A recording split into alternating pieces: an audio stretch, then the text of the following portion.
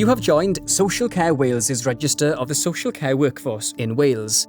Well done, you are now registered to practice here in Wales and have shown that you have the right values, skills and training to be a social care worker. Now you can reap the many benefits of joining the register. Firstly, people will have confidence in you, knowing you follow the code. Service users and their family can rely on registered social care workers. Employers can provide the support and development you need. You'll have practice guidance which is specific to your role. Knowing more about you will help Social Care Wales plan ways to support you. You'll be invited to events, conferences and consultations.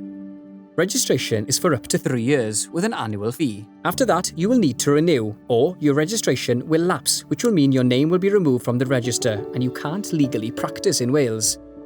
Your application for renewal will be available for you to complete on your SCW online account. Here you can also update any changes such as your address, job details, personal and professional information, and pay your fees. You can also use SCW Online to keep an up-to-date record of your continuous professional development. For more information, please visit scwonline.wales.